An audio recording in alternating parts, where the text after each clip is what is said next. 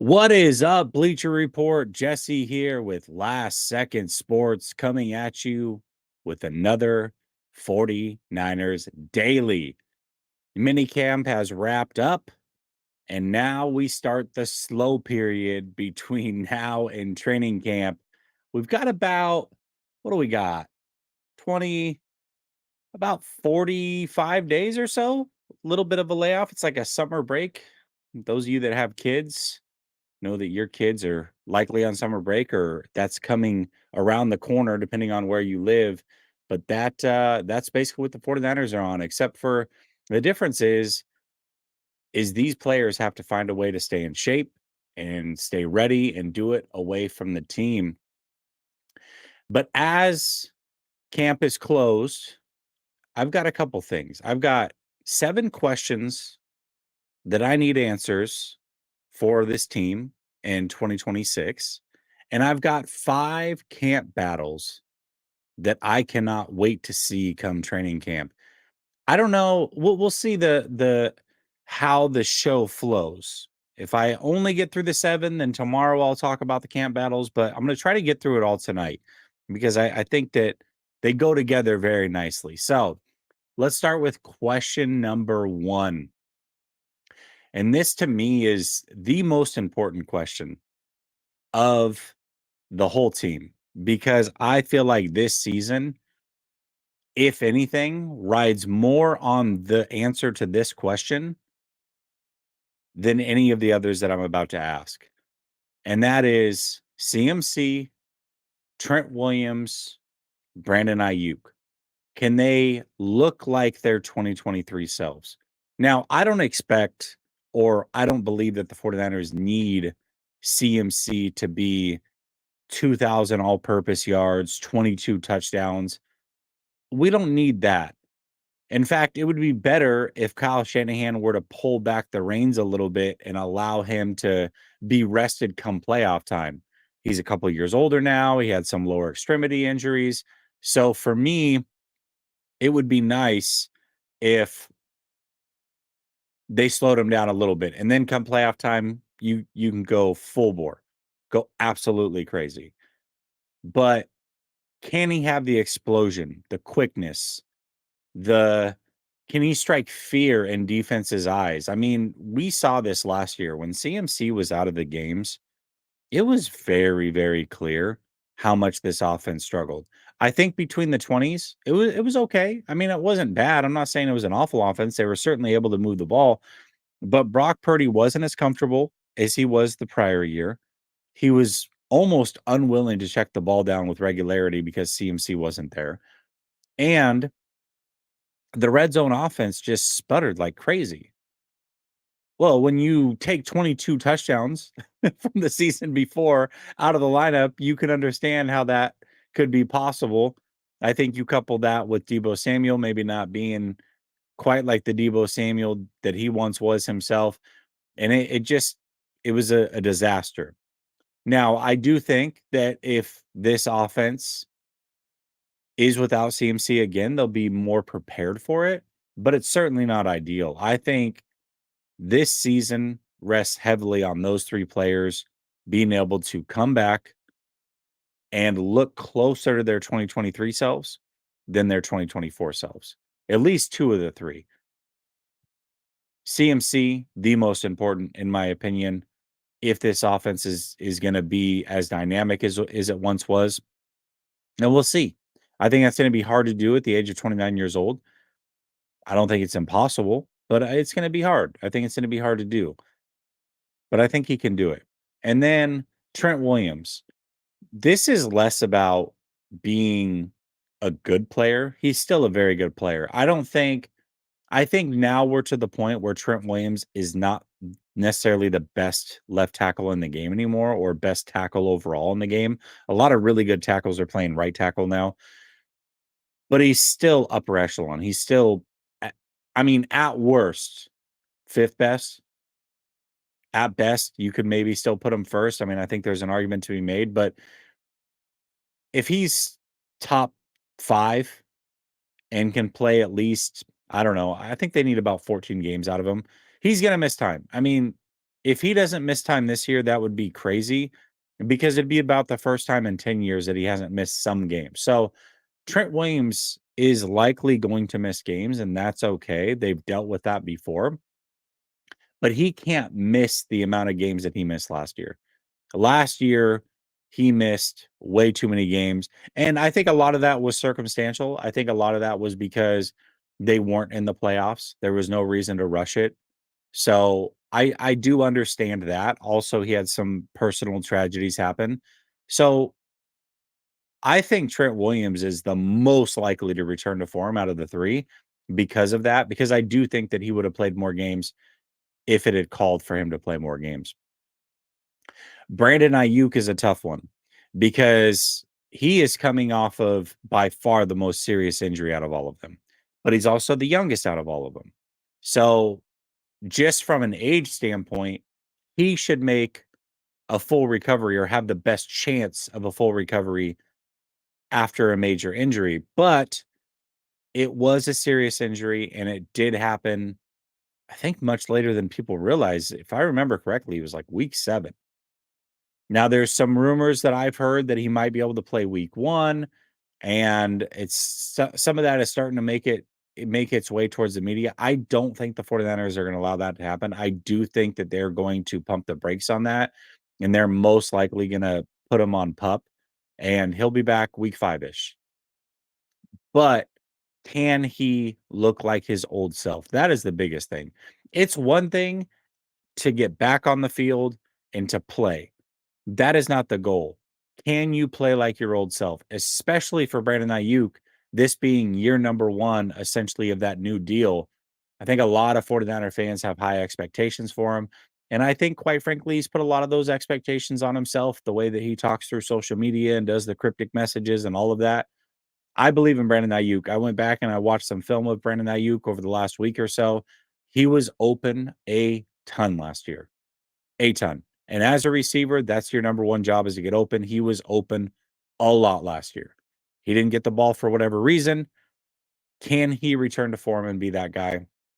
Those three are going to be crucial to this offense, and they're going to have to look much more like their 2023 selves than they did their 2024 selves, in my opinion, if this team is going to make some major moves. All right, question number 2 that I have: Diamador Lenore. Not, is he a good player? That is very clear. Diamador, first of all, pat myself on the back for this one. 5th round pick. Moment he gets drafted, I put it out into the ether, tweeted out, we got ourselves a dog. I knew that Demo was going to be much better than where he was drafted. That was never a question for me. And I think he's even exceeded my expectations, if I'm keeping it fully honest with you. So he's been a phenomenal player. And statistically, he is an upper echelon corner. The question, though, for me is, and I also want to be clear about this, just because I have questions here doesn't mean that I don't think it's possible. All right. I think it is very possible that all these come out and they're positive answers, but it doesn't mean that it shouldn't be a question. And it's just something that has to be answered throughout the course of this upcoming season.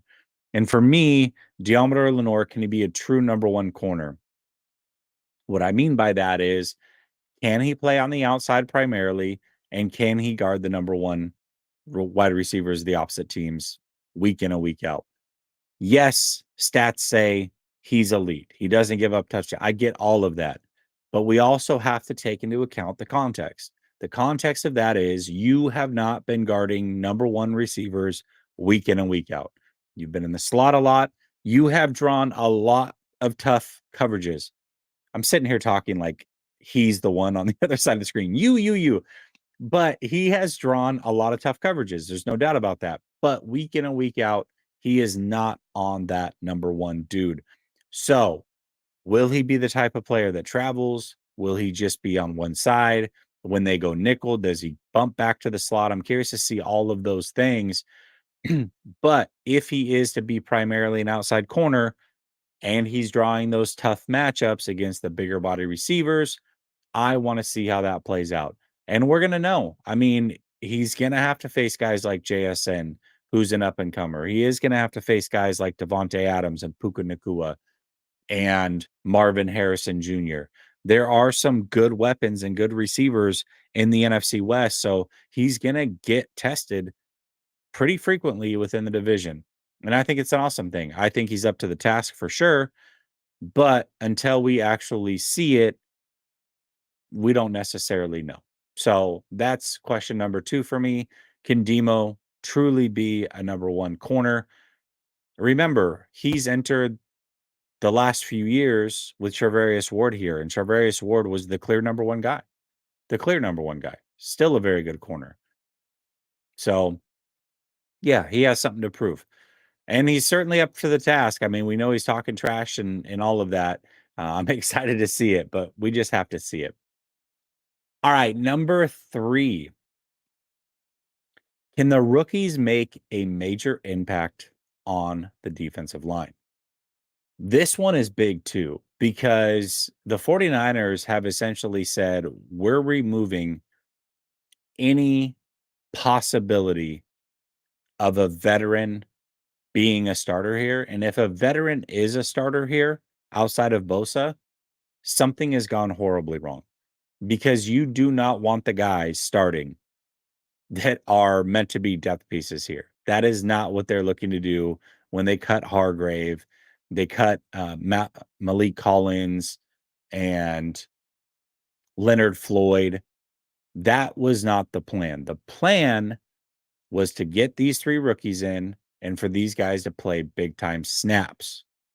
Now, obviously, they went and got Huff. So that's, we're going to talk about him in a second as well. But the idea is that those rookies start and they make impacts. And that's not easy to do. I mean, that's asking a lot. That's asking a lot. Even rookies that end up being good players in the league, oftentimes they don't hit year 1. And if they do hit year 1, it's not right away. They're week 1, they're going to be called upon and they're going to have to play big time roles immediately against a Seattle team who's got an improved offensive line and will want to run the ball and has multiple good running backs to do so. So I'm curious to see how they play out in the trenches, how they hold up throughout the season. Do they face the rookie wall? It's a lot to ask 3 rookies to handle and play as much as they're going to be needed this year. And for this defense to take a major step forward, those rookies are going to have to be impactful. They are. And it's not it it is not likely to happen that all 3 of them are impactful week in and week out. They're going to be rookies, they're going to have growing pains, and I want to be clear about this. That does not mean that any of them are busts or not good players. That's to be expected. But unfortunately, what is normal in this league and what is expected in this league will set back the 49ers defense, because those 3 guys need to play big time roles if this defense is going to be what we hope that it is going to be. And we will see about that. Collins has still not practiced at all due to his calf injury. That's a little concerning for me. I loved the pick in Collins. I love the player in Collins, but man, and not even that the calf injury itself is necessarily worrisome, although it can be. We saw with Christian McCaffrey, it certainly can be, but more so that all of this important off-season stuff has already been missed. And what rookies should do with this time is they get all this practice time in, they get to feel NFL bodies, they get to be around experienced players, they get to see what some of their true weaknesses are, because as good as they are, they definitely have weaknesses, and they're now going up, snap in and snap out against the best players in the world. And so when that happens, they're going to get beat up a little bit, and that's normal. But then what they get is they get this reprieve, this 45 or so days before training camp, and they get to work on those things. They get to work on their weaknesses. They get to accentuate their strengths. They get the playbook. They get to all of it. And when you don't get this time, It's really, really, really hard to make up for it. It's really hard to make up for this missed time as a rookie. So Collins in particular worries me. And then, it's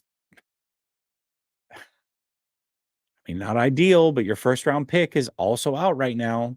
He wasn't here for this 2-day mini camp. Now he has participated for the most part, so he's going to be better off because of it. But he's got some things going on. So yeah, not ideal, not ideal, especially because you need to rely on these guys heavily, heavily week one as soon as the season starts. I'm curious to see how that plays out. All right, question number 4. Can Salah get Huff to replicate his 2023 success? I think when people look at Bryce Huff and they realize that he's had 5 years in the NFL and 1 year where he had 10 sacks and the other 4 years combined he had 10 sacks, I think 2 things get said about him. One, his success was with Robert Saleh, which is true. And that's what we're hoping for here. Maybe not to duplicate that fully, but to get closer to that than what he has been the other 4 years. But it's almost as if people forget that he had Robert Saleh there for 2 years prior and didn't produce anywhere near that level. I think he had 5.5 sacks the 2 years previous with Robert Saleh, which was year 2 in his career and year 3 in his career. So he had Robert Saleh for multiple years before he had that 10 sack season. He also had that 10 sack season in a contract year, which is a little worrisome. And then he went to play for Vic Fangio and didn't produce over there. And a lot of people look at that and they say, well, different system, just wasn't set up for him to succeed, which might slightly be true. But Vic Fangio does run a lot of wide nine, especially on third downs. And Huff was not productive regardless of that. Now, to be fair to him, he did have a hand injury. That hand injury certainly can cause you a lot of issues. That is arguably your number one weapon. You hand fight a lot in the trenches, and if you can't use a hand, that puts you behind the 8 ball. So I'm hoping it's more that than anything. I honestly don't believe it was a scheme fit issue. I think it was probably more the hand, but I am a little concerned that maybe that 10 sack season was the anomaly and he's closer to the guy that gets 3.5 sacks or less every year, which not the end of the world. If that were to happen, it's not like the 49ers are on the hook long term with Bryce Huff or anything like that. And it's still a good trade. You've got to take the swing. You have to take the swing. I'm okay if they miss. I really am. But Huff is brought here to be a pass rusher and to get after the quarterback. And so if he can't do that with consistency, that would be a little bit disappointing. So we'll see how that plays out. But it is certainly a question of mine, and it should be a question of yours as well. All right, number 5, thumbnail has this man on it. We finally made it here. Ricky Pearsall. Can he live up to the first round pick expectations? Now going into year 2, he's going to be 25 years old when the season kicks off. He's not the youngest guy. And the whole point of Ricky Pearsall was that he was polished. He'd be ready to go. And unfortunately for Ricky, he had a lot of things go against him last year. And much like with Huff, I think people kind of put things out of order and how things happened. He obviously had the tragedy where he was shot. Thank God he's alive. But that is not what kept him out of the offseason activities last year. In fact, that happened, if I remember, August 31st, like the very end of August, right before the season started, essentially. He was out of off-season stuff, not because of that. He was out because of some nagging injuries. He had the shoulder subluxation. He had that around this time of year. That kept him out. That was something that dated back to college where he's had some issues with that. Then he got into training camp, had a couple practices, and pulled a hamstring, which is exactly what he's dealing with right now. Ricky And the rookies from last year are not unlike the rookies from this year. They need this offseason time. They truly do. Because now they've spent a whole offseason getting their bodies ready for year 2. And you've got to see, did all the hard work I put in, is it going to be what I hoped it was? Can I win in the NFL? Can I do things that I got my body ready to do? And if not, I've got to go back. I've got to tweak. I've got to, just got to be ready for training camp. Well, Ricky, unfortunately, is not going to have that time. He didn't have that time. And a second hamstring injury in as many years, he's had some injuries now, and that's not ideal. So, and Ricky's going to play a big part, or is hopefully going to play a big part. They're going to expect him to play a big part because Brandon Ayuk is likely going to miss those first 4 games we talked about with question number 1. And they went and got a receiver into Marcus Robinson, who is likely going to be suspended to start the season. So that is tailor-made for Ricky Pearsall to slide right in and get some major snaps. And we saw some bursts last year. We saw a couple games last year where you just saw the flash and you're like, all right, I see it. I see it. So it's not like he doesn't have talent. The talent is clearly there. It's always been there. But now the expectations are extremely high. You got your redshirt year. You have to live up to expectations. You were a first round pick. So Ricky is a big question mark for me. I'm rooting like heck for him, man. He seems like such a good dude. Overcoming what he did last year was nothing short of miraculous. He seems like a vibe. He seems like just a fun guy to be around. So I'm rooting big time for Ricky, as I know all of you are. But the question still remains, can you live up to first round expectations? And we'll find out this year. Number 6. Can the kicker position not be a liability, please? You've got 3 kickers right now that are battling it out. You've got Jake Moody, who's going into year 3, third round pick. You've got Almendaris, who was a rookie, undrafted free agent. And then you've brought in Joseph, who's the veteran. I don't care who the kicker is. I truly don't care. Whoever they decide is fine by me. But whoever they decide cannot be a liability anymore. There cannot be question marks like that around the kicker position. It really is a disadvantage, a major disadvantage when you know that you can't rely on what should be almost lock kicks when it comes down to it.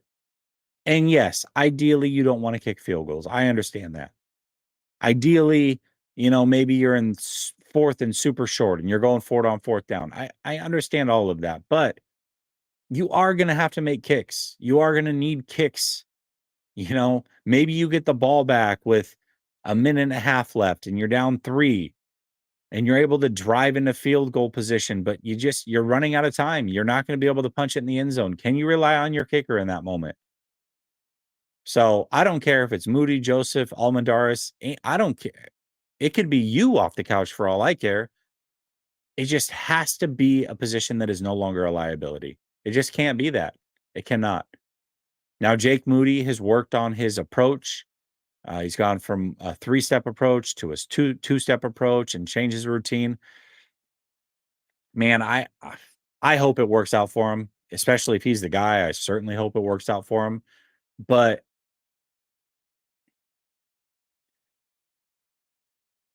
kicker is one of those things where it's so mental. It is so mental. And it just feels like he is grasping at straws here, hoping that this works. And the hard thing about Jake Moody is that Jake Moody's a very good practice kicker.